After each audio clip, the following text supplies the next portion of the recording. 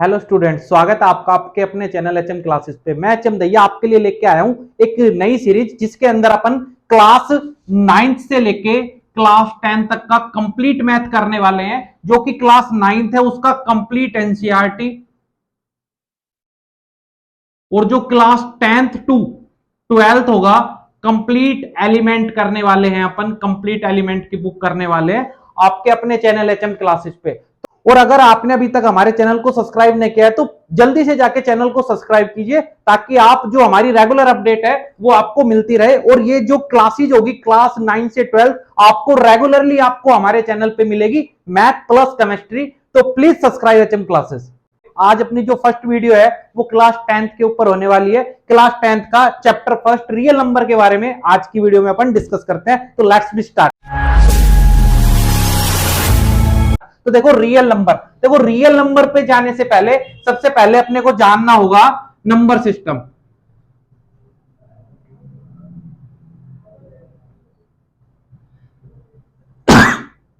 देखो सबसे पहले अपने को जानना होगा नंबर सिस्टम, जो कि आप क्लास 9 से पढ़ के आए हो कि जो नंबर सिस्टम है, नंबर सिस्टम क्या होता है अपने पास। नंबर सिस्टम के अंदर फर्स्ट ऑफ ऑल आपके पास आते थे नेचुरल नंबर। नेचुरल नंबर्स क्या थे, जितनी भी काउंटिंग है, ठीक है, वो सारे नेचुरल नंबर होते हैं। तो कहां से शुरू होगा वो 1 2 3 और अप टू सोनी यही चलता रहेगा कहां तक, अपना इंफिनिटी तक। उसके बाद जो सेकंड पे अपने पास होते थे वो क्या थे, होल नंबर। होल नंबर हो गया अपने पास। होल नंबर कहां से स्टार्ट होगा, 0 से 0 1 2 3 और अप टू सोनिए चलता रहेगा। इसके बाद जो थर्ड नंबर पे आते थे वो क्या थे, इंटीजर्स। इंटीजर्स अपने पास क्या होते थे, इंटीजर्स होते थे जीरो के इस तरफ नेगेटिव वाली टर्म और जीरो के इस तरफ पॉजिटिव वाली टर्म। इनको अपन क्या कह रहे थे, इंटीजर्स। इसके बाद आप लोगों ने पढ़ा था कि अपने पास क्या थे, even. Even number, even number क्या होते थे, जो 2 से डिजिबल हो। तो which number divisible by, number divisible by, जो नंबर 2 से डिवाइड हो वो अपने पास कैसे हैं, इवन नंबर है। जैसे क्या हो गया 2 4 6 8 10 अप टू सोन, ठीक है। उसके बाद क्या था अपने पास, उसके बाद था ओड नंबर। ओड नंबर क्या हो गए, ओड नंबर हो गए जो क्या ना हो, नेवर बी डिजिबल बाय 2, जो 2 से डिवाइड ना हो। जैसे कि आ गया 1 3 5 7 अप टू सोन। ये सारी चीजें अपन ने पढ़ी थी। उसके बाद आपने क्लास 9th में रेशनल और इरेशनल पढ़ा होगा कि रेशनल नंबर क्या होते हैं। रेशनल नंबर वो नंबर होते हैं जिनको अपन राइट कर सकते हैं किसकी फॉर्म में, पी वाई क्यू की फॉर्म में, जहां क्यू किसके इक्वल नहीं होता, जीरो के। जैसे हो गया 1/2, ठीक है, 0/1, 3/2 अप टू सोन। ये अपने पास क्या हो गए, रेशनल नंबर। उसके बाद आपने पढ़ा था इरेशनल। इरेशनल क्या होगा, जिसको आप राइट नहीं कर सकते किसकी फॉर्म में, in the form of p by q, does not write in the form of p by q. तो वो हो गई इरेशनल, जैसे कि √2 √3 √5, ठीक है। ये अपने पास इरेशनल हो गए। ये सारी चीजें अपन पढ़ चुके थे किस क्लास में, क्लास 9th में। आपने एक प्राइम नंबर भी पढ़ा होगा। प्राइम नंबर क्या थे, प्राइम नंबर का मतलब हो गया, प्राइम नंबर ऐसा नंबर जो 1 से और अपने आप से ही डिजिबल हो, इसके सिवा किसी और नंबर से डिजिबल ना हो, तो वो अपने पास क्या था, प्राइम नंबर। क्या थे, या अपन ऐसे कह सकते हैं एक नंबर जिसका फैक्टर कौन हो, 1 और इटसेल्फ, वो एक से और अपने आप से ही क्या हो, डिवाइड हो, इसके सिवा किसी और से डिवाइड ना हो, वो प्राइम नंबर होगा, ठीक है। इसके बाद कंपोजिटिव प्राइम नंबर कहां से शुरू, सबसे छोटा प्राइम नंबर क्या आपके पास 2, देन क्या हो गया 3 5 7 11 13 अप टू सोनिए चलता रहेगा। उसके बाद आ गया कंपोजिटिव नंबर। कंपोजिटिव नंबर, कंपोजिटिव का मतलब क्या हो गया, एक ऐसा नंबर जो क्या हो, एक ऐसा नंबर, कंपोजिटिव नंबर एक ऐसा नंबर हो गया जो कि क्या हो आपके पास, जिसके फैक्टर 1 और इटसेल्फ के बाद कोई एक और नंबर हो, कि जो क्या हो 1 और इटसेल्फ और मोर देन 1 नंबर। कम से कम एक नंबर तो, या फिर क्या कह सकते हैं, एक ऐसा नंबर जिसके फैक्टर एक और अपने के सिवा किसी एक का और वो फैक्टर हो। फॉर एग्जांपल जैसे कि क्या हो गया, 4 हो गया आपके पास, ठीक है, 6 हो गया, 8 हो गया, 10 हो गया, अब तो सुनिए चलता रहेगा, 9 हो गया, ये कैसे हैं, कम पॉजिटिव नंबर, ठीक है। तो ये तो अपन ने 9th क्लास में सब कुछ पढ़ लिया था। अब बात करते हैं अपन रियल नंबर्स की, कि रियल नंबर क्या है जो इस चैप्टर में अपन यूज करने वाले हैं। तो देखिएगा रियल नंबर, देखो जो फर्स्ट है वो क्या है आपके पास, रियल नंबर। तो जानते हैं रियल नंबर क्या होते हैं। देखो real number are the union of both rational and irrational, कि भाई जो रियल नंबर होते हैं ना वो एक यूनियन होता है किसका, रेशनल का और इरेशनल का। या सिंपल वे में कहें तो रियल नंबर का मतलब वो नंबर होता है जो रेशनल और इरेशनल दोनों नंबर से मिलके बना हुआ। देन आगे क्या है कि it this can be express on A number line, हम रियल नंबर को नंबर लाइन पे एक्सप्रेस कर सकते हैं। देखो क्या है, ये मेरे पास एक नंबर लाइन हो गई जहां पर कहीं 0 होगा, ठीक है, इस तरफ कोई माइनस की वैल्यू -1 -2 -3, और ये 1 2 3 और 4, ठीक है। तो जो रियल नंबर है वो यहां कहीं भी अपन इस पे उनको आइडेंटिफाई कर सकते हैं, बता सकते हैं। जैसे कि मैंने मान लिया 4, तो 4 यहां पे हो गया, तो इसको अपन ने नंबर लाइन पे बता दिया, ठीक है। उसके बाद कहता है कि भाई रेशनल, इरेशनल और देन थर्ड कहता है these number can B both positive और नेगेटिव। भाई जो रियल नंबर हो सकता है वो प्लस का भी हो सकता है या माइनस का भी हो सकता है। जैसे यहाँ पे प्लस का 4 है, मैं कह दूं एक नंबर मेरे पास -1 है, तो ये क्या है, रियल नंबर्स, रियल नंबर्स की ये आइडेंटिफिकेशन। देखो नेक्स्ट है फंडामेंटल थ्योरम ऑफ अर्थमेटिक्स। देखो जो ये फंडामेंटल थ्योरम है अर्थमेटिक्स की, ये क्या कहती है, ये कहता है कि every composite number can be written as, जो भी अपने पास कंपोजिटिव नंबर है उसको अपन लिख सकते हैं, किस में लिख सकते हैं, product of A prime, prime number के प्रोडक्ट के रूप में, एंड ओनली वन वे, और एक ही तरीका होता है कोई भी कंपोजिटिव नंबर को लिखने का, अगर अपन उसको प्रोडक्ट किसके में लिख सकते हैं, एक प्राइम नंबर के प्रोडक्ट के फॉर्म में लिख सकते हैं। देखो कैसे, जैसे कि मैंने क्या ले लिया, मेरे पास 40 एक कंपोजिटिव नंबर है, मैं इसको अगर प्राइम फैक्टर निकालू तो इसको मैं कैसे लिख सकता हूं, 2, क्या हो गया 20 पे, फिर 2 करूंगा तो कितने पे, 10 पे, फिर 2 करूंगा तो 5, और देन फिर 5।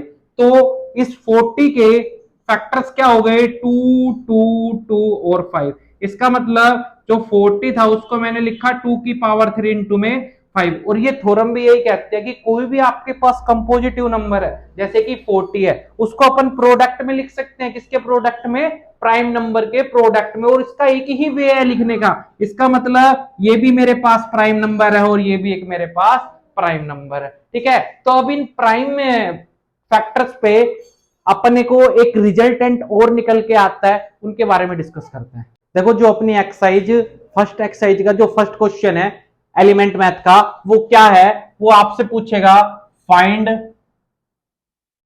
The product of prime factor. Prime factor के रूप में आपको प्रोडक्ट निकालना है दिए हुए नंबरों का। तो जो फर्स्ट है वो कितना है, 140, ठीक है।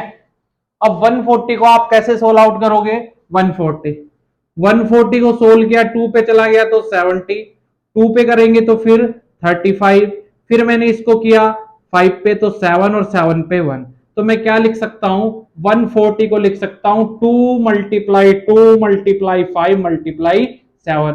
तो 140 का प्राइम फैक्टर क्या आ गया, 2 की पावर 2, 5 इंटू में 7, ठीक है। जो फर्स्ट क्वेश्चन में आपसे पूछा है वो ओनली आपसे प्राइम फैक्टर्स के बारे में पूछेगा, ठीक है। चलते हैं क्वेश्चन सेकंड पे।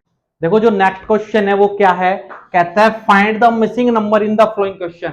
आपको जो मिसिंग नंबर है ना वो आपको बताना है इस क्वेश्चन के अंदर। तो देखो सबसे पहले आपको ये देखना है ऐसे क्वेश्चनों में कि ऐसी कहां पे है जहां पर दोनों बॉक्स फिलअप है, यहाँ पे तो नहीं है, यहाँ पे नहीं है, लेकिन ये दोनों बॉक्स फिलअप है। फिर आपको क्या करना है, अगर इससे अपर वाला बॉक्स पूछे तो इन दोनों की मल्टीप्लाई करोगे तो कितना आ गया 34। ऐसे इन दोनों की मल्टीप्लाई करोगे तो कितना आ गया 68। और अगर ऐसे ही इसकी मल्टीप्लाई करोगे तो कितना आ गया अपने पास आ गया 136। तो ये अपने पास जो बॉक्स फिलअप करवा रहा था वो क्वेश्चन हो गया। नेक्स्ट क्वेश्चन वो क्या है, कहता है check the whether there is any value of n belongs to n, n belongs to n का मतलब अगर कोई n नेचुरल नंबर से बिलोंग कर रहा है, फोर विच 4 की power n end with digits of zero, की अगर 4 की पावर n है तो वो किससे खत्म हो रहा है, कि वो किस पे एंड हो रहा है, जीरो पे एंड हो रहा है। देखो क्या कहता है सॉल्यूशन इसका क्या है, अगर if the number 4n for any n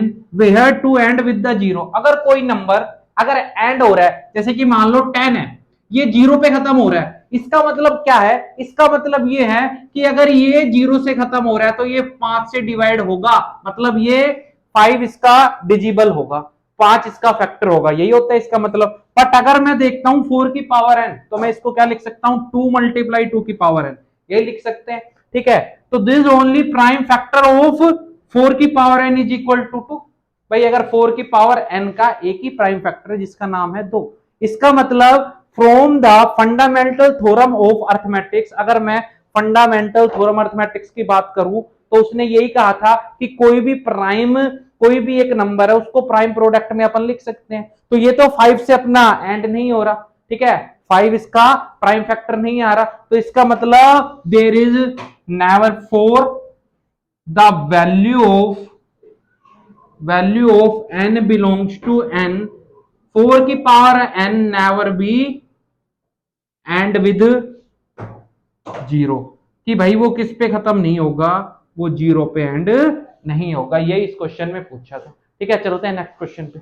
देखो जो नेक्स्ट क्वेश्चन है वो क्या है, कहता है explain why the following are a composite number, कहता है कि एक कंपोजिटिव नंबर होगा। तो ठीक है, ऐसे क्वेश्चन को देखो आपको कैसे करना है, आपको ये देखना है कि प्लस से पहले पहले तो एक वैल्यू होगी और प्लस के बाद दूसरी वैल्यू होगी, तो इन दोनों वैल्यू में कुछ कॉमन आ रहा है, 13 कॉमन आ रहा है। अगर मैं 13 कॉमन लूं तो यहाँ पे बच गया 7, यहाँ पे 11, यहाँ पे 1 प्लस का 1, यही होगा।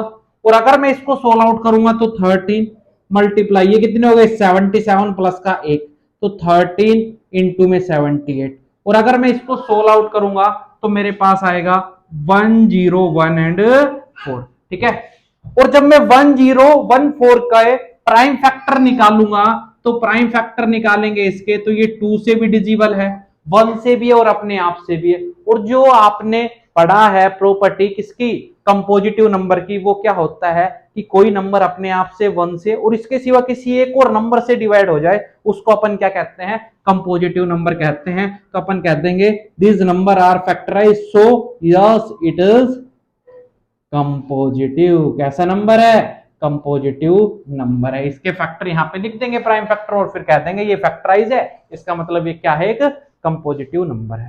देखो जो नेक्स्ट क्वेश्चन है वो क्या है, कहता है find HCF and LCM of the following number using factorization method. तो देखो जो फर्स्ट नंबर है वो मेरे पास कितना है 26 एंड 91।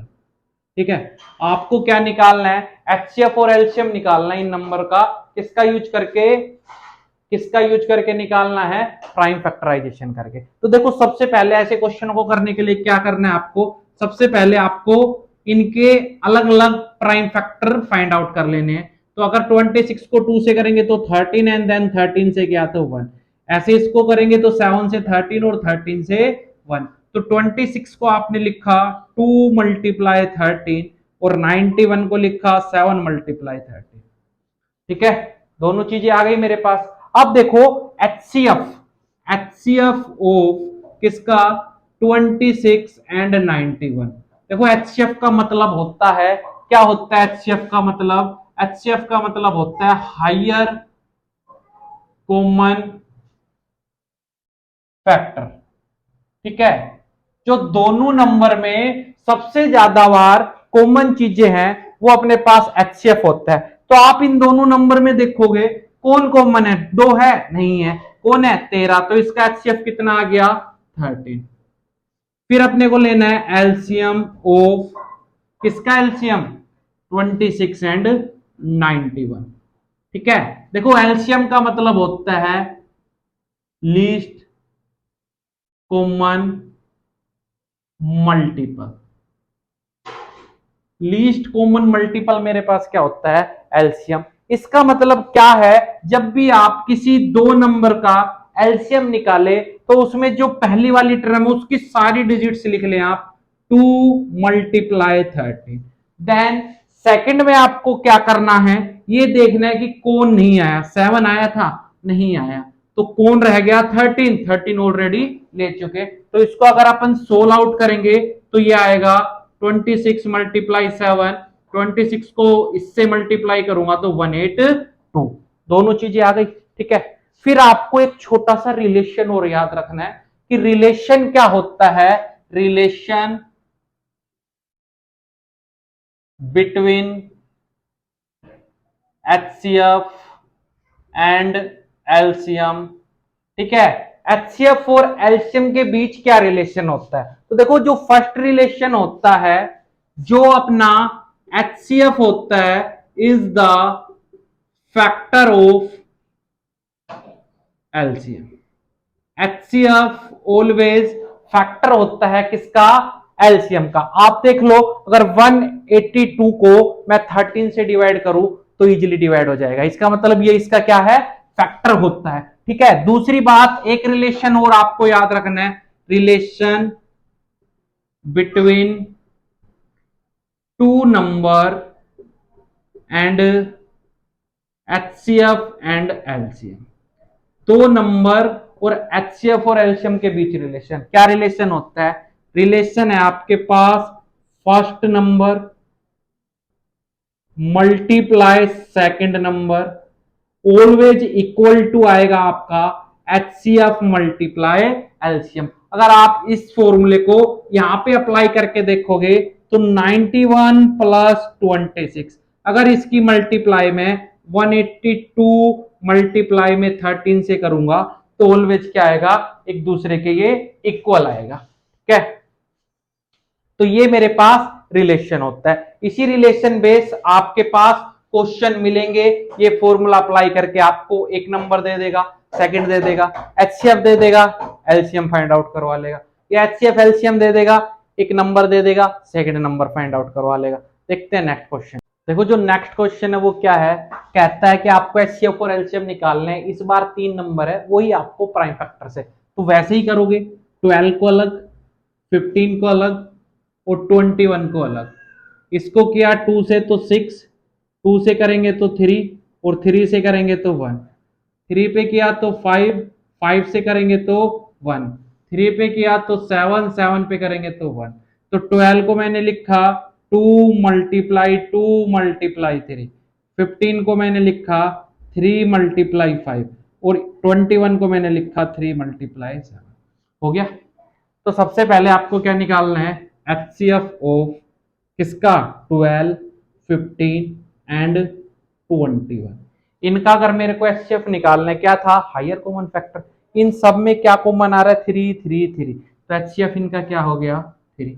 ऐसे ही मैं निकालता हूं LCM ऑफ 12, 15 एंड 21। अगर मैं इनका LCM निकालता हूं तो LCM क्या आएगा, देखो पहली वाली टर्म की सारी डिजिट्स 2 2 एंड 3 मल्टीप्लाई, सेकंड का 3 ऑलरेडी ले चुके, क्या बचा 5 मल्टीप्लाई, यहाँ पे 3 ऑलरेडी ले चुके, क्या बचा 7। तो मेरे पास ये कितने आ गए, 15, 15 2 जा 30, 30 मल्टीप्लाई 14।